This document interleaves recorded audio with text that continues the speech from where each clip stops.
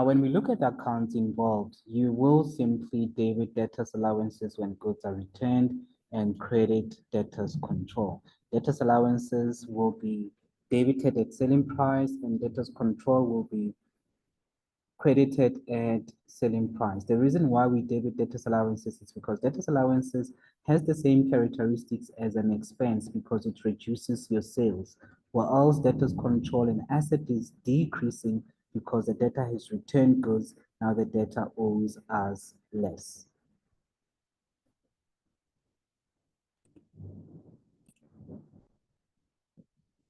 And then we are going to debit trading stock if trading stock was returned, and we're going to credit cost of sales.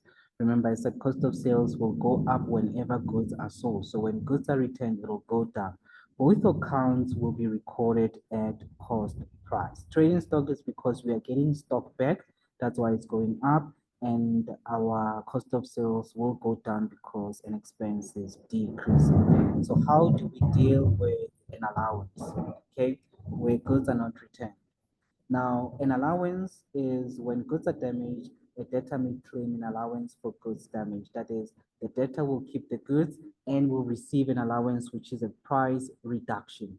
An allowance is also a price reduction by an amount that the debtor is overcharged with.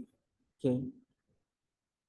If an allowance is granted as per the credit note, it will be recorded in the debtor's allowances journal. However, it will have no cost of sales.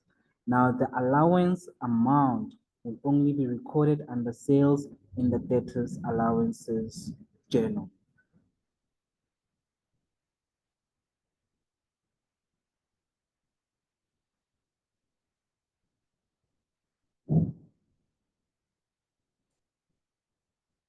Okay, I'm just repeating what I've said earlier on.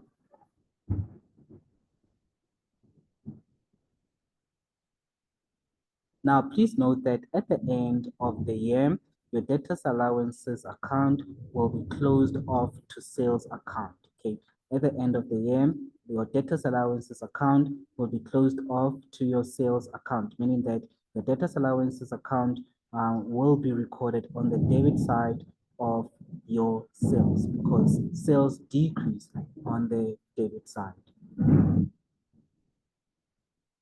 Please note that when a debtor has bought goods from us for cash, we will simply give them a full refund. And when we pay them that refund, it will be recorded in the CPJ. So you won't need to record it in the debtors allowances journal. So whatever you have as an allowances journal that goes to the debtors allowances journal, it must be for a debtor, a person that bought goods from us on credit.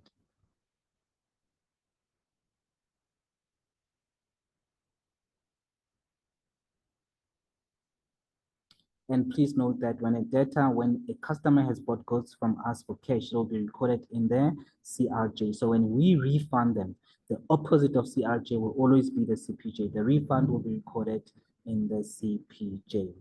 And as I've said, trading stock will be debited when goods are returned, and that is because we're getting more stock back from a debtor, and cost of sales will be created, as I've explained in the previous slide. Note that we will study the general journal entries later in this module. Now, let's try example 2. Check out the next video to do example 2. For example 2, you just need to make sure you prepare your debtors journal as well as your debtors allowances journal. All right, please check the next video for more detailed explanation.